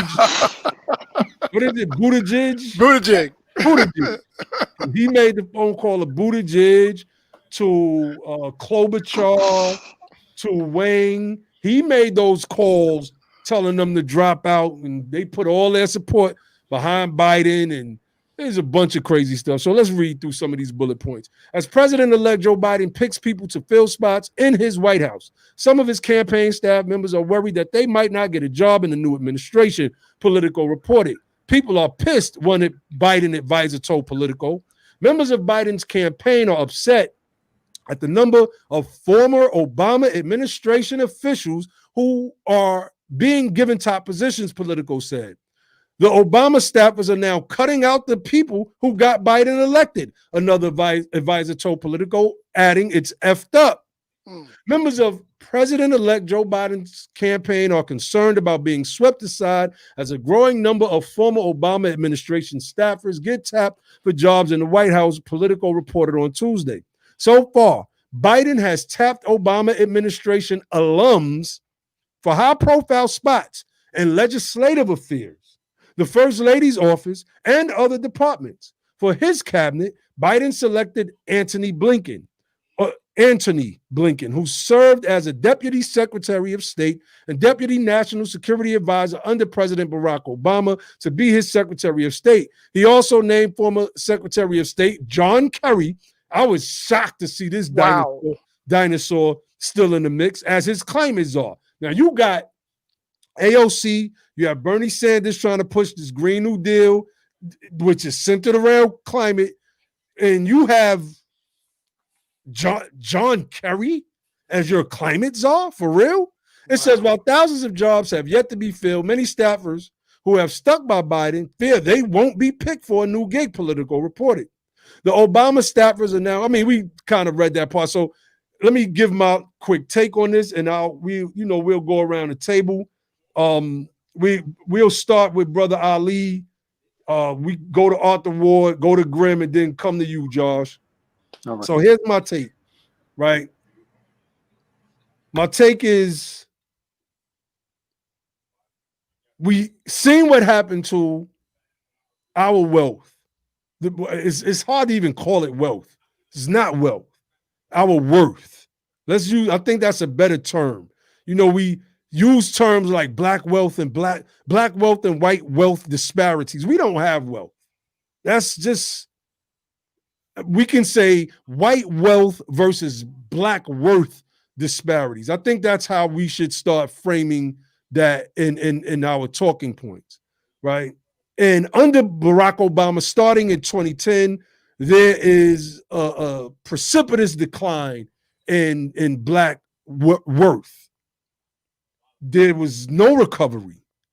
There was no recovery. At best, we hit the zero mark. We came from behind the decimal point around 2016, 2017. Now we got COVID. We got COVID, and to cite Eddie S. Glaude again, who said on an interview on MSNBC, this is catastrophic for black people, as we may go back to 1950s, 1960s level financial hardships for black Americans. If you're putting Obama staffers on your team, in your cabinet, a man in Obama who said we didn't need reparations, we just needed programs. Those programs didn't help us at all. Another man in Joe Biden who said that I shouldn't be held responsible for the stuff that my ancestors did 300 years ago. That tells us all that we need to say about what's about to happen with our group and our push for reparations. They may even let HR 40 get passed because they know that the way it's currently constructed, nothing is going to happen with it. It's not going to move. It's not going to be, it's not going to come to the point where it's going to bring the justice that we need, because it's all wrong. It's written all wrong. They don't want to accept Darity's edits because the grifters want to keep grifting, and they know that they're going to get paid. Period. So, you know, let's go around and let's build on this. Who did I say first? Brother Ali Bey first. Yeah. Well, the first thing that came to my mind was that it's hilarious. I think it's funny. And I think everything is happening the way it's supposed to happen. You dig? Like, we're the ones that get disrespected and disregarded, and now some other people get the chance to be disrespected and disregarded. So it's good, man. What goes around comes around, and I think more of it is going to happen. I think more of it needs to happen. Just keeping it real. At the end of the day, I don't know what this all is going to mean for us, but I just think it's funny. You know what I'm saying? I thought it was real funny, But yeah, that's about it, bro. I don't really have much to say about that. I think this is funny, man. Good for him. Corey said they have turned this into Obama's third presidency. That is hilarious. That is hilarious. I can't even remember the order. I don't know if I said Arthur next or Grimm next. I can't remember. I was last. Okay. Yeah, I'll fall back for Brother Arthur. Oh, okay. Well, thank you, sir. You know what? I'm kind of optimistic about this article, and I'm glad you brought it up, Brother Naeem, because I'm gonna pull this up and really go over it in detail. But I look at the fracturing of Biden's administration as an advantage for us. Okay, I think that will give us room, give us latitude to get a new bill out there. I do think that it gives us an opportunity to hold more legislators' feet to the fire to go our way rather than Narcs and the Cobra's way. And the other thing too, man, is this fracturing will enable us to, I think, prevail on certain policy positions. So I'm looking at this as a good thing. Okay. I mean, yeah, it may be. It may be. It may be. It may be. Brother Grimm, did you want to add on to that? Obama's picks are being littered in Biden's new White House. Indeed. Yeah, man, when I saw the article earlier today, man, it didn't surprise me at all, Here it goes, man. Joe Biden really didn't have anything substantive to add anyway, man, to that office.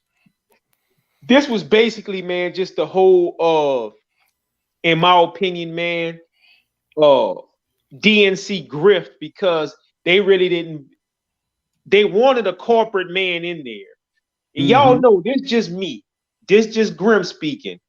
The bottom line is this, man. Bernie should have been in there, period. That's just me. Bernie Sanders should have been in there, but they needed a corporate Democrat, man, to hold this thing down. So it's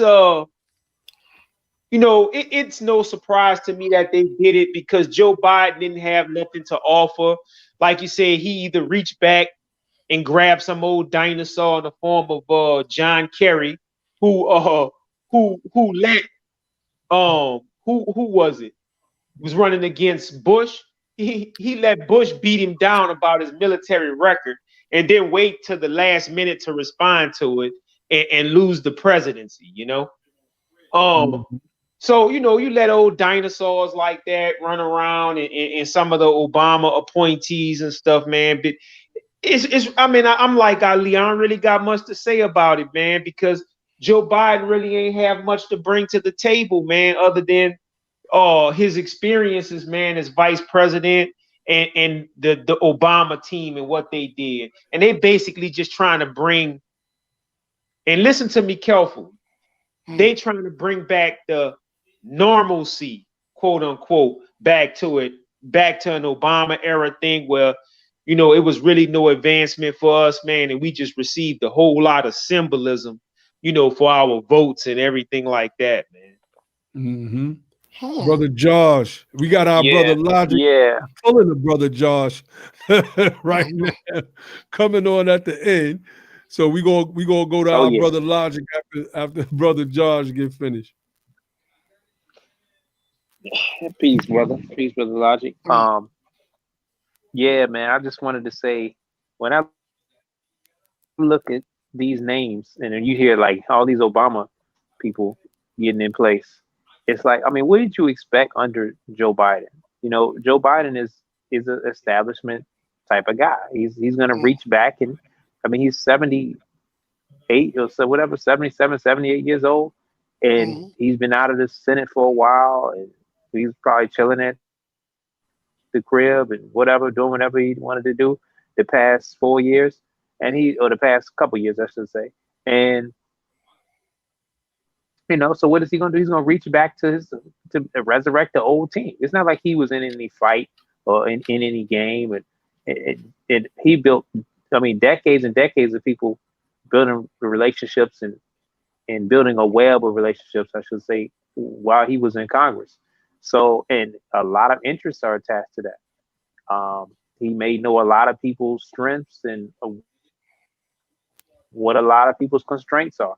So, of course, he's gonna not put the people who helped bring him to this particular dance in place. He's gonna put the majority of people that he was working with his whole career in place. I don't know what people thought, and a lot of those people, that when he was at his highest office, he's gonna move them forward. I'm not surprised by that. But another thing, what I'm looking at and what I do see is, as we reiterate a lot, the saying by Elizabeth Warren, you look at politics as personnel, and then you see the personnel is in there, and that personnel just signals to me status quo.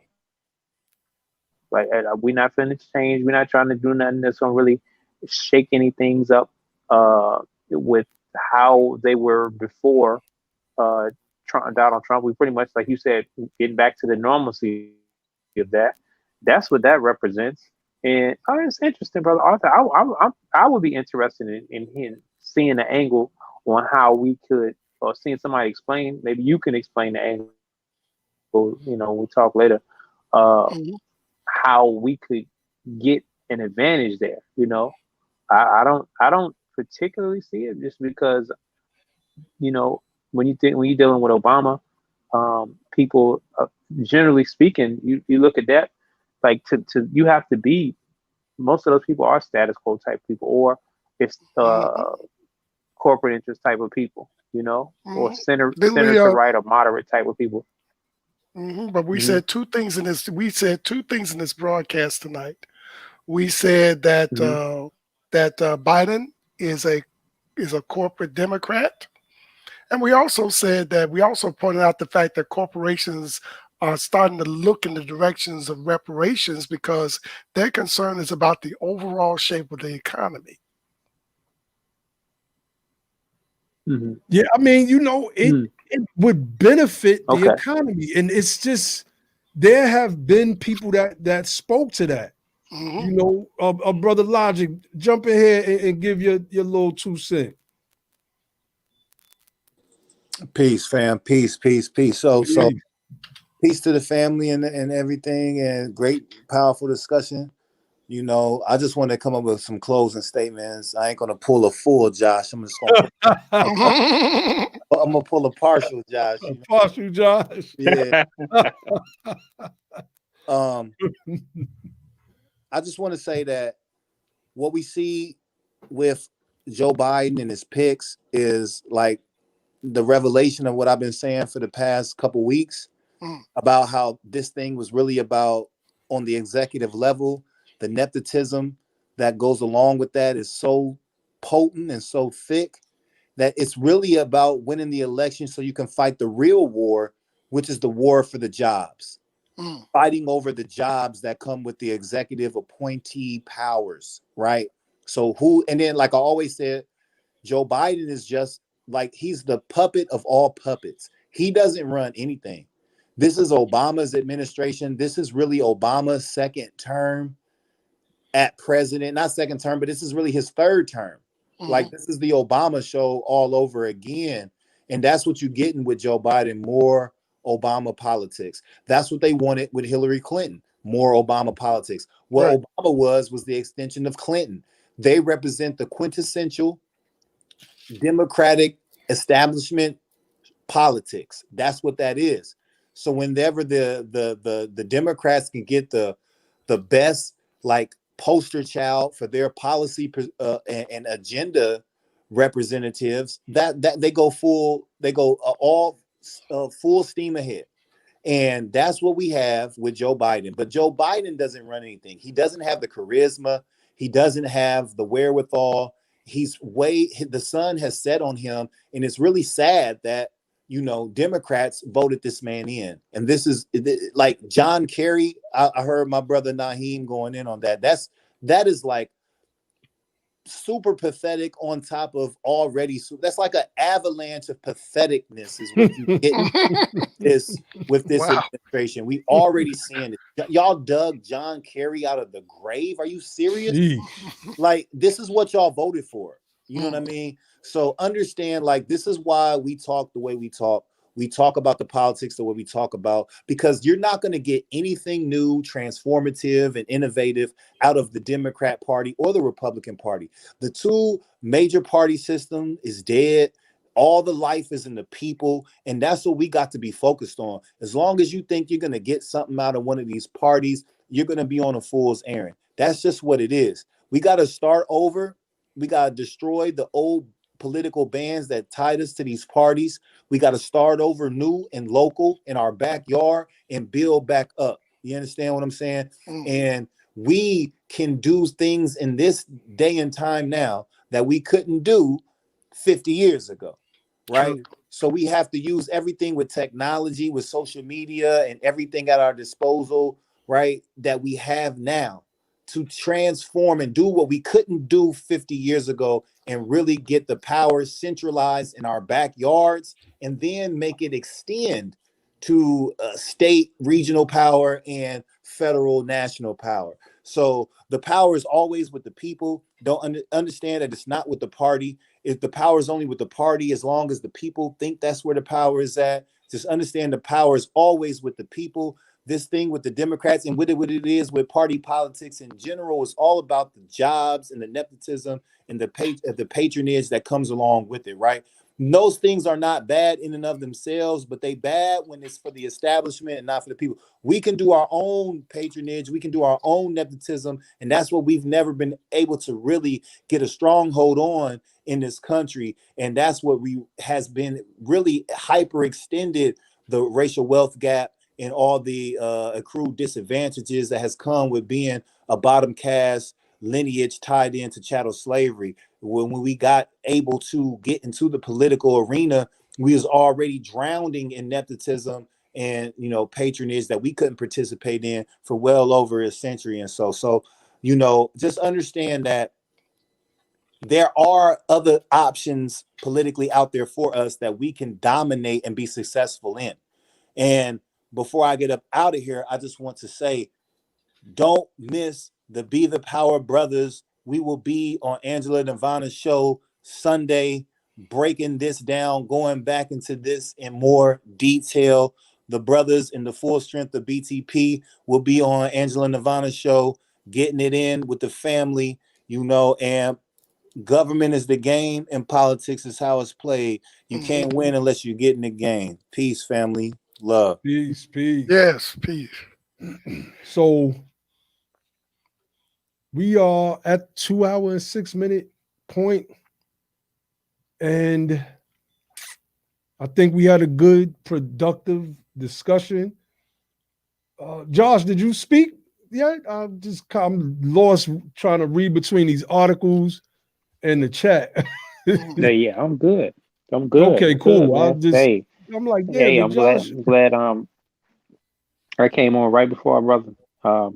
Yeah. So he was in my role. He played my role much better than I played. Though. He was more concise and short-winded. You know what I mean? So I give him an Oscar on that. Definitely. But yeah, I don't have nothing else to mhm. add, y'all. I just I'm looking at just I just want to say this. Yeah, go ahead and enjoy that Thanksgiving, man. Go ahead and take care of your health. It seems like That's I just right. want to say take care of your health. It's a lot of it's a lot of we already in a pandemic. We don't want to exacerbate a situation. Make sure you're drinking plenty of water, take your vitamin D, wash your hands, wear your mask, don't get too stressed, don't overeat. And if you got Bitcoin is at, I saw it was like 19,000 earlier.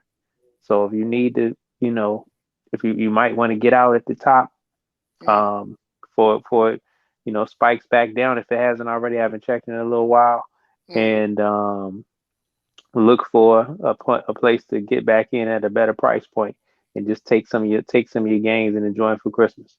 With that, peace and love. Yes, Peace. So, I want to shout out to everybody that came through, that joined us in the live chat, who have watched live. I echo the sentiments of my brother Josh. Enjoy y'all's Thanksgiving with y'all's family. Eat, drink, and be merry. Enjoy yourselves. A lot of people can't, a lot of people have died, man. A lot of New York City got ravaged by this thing. And yeah, a lot of people have died. A lot of people.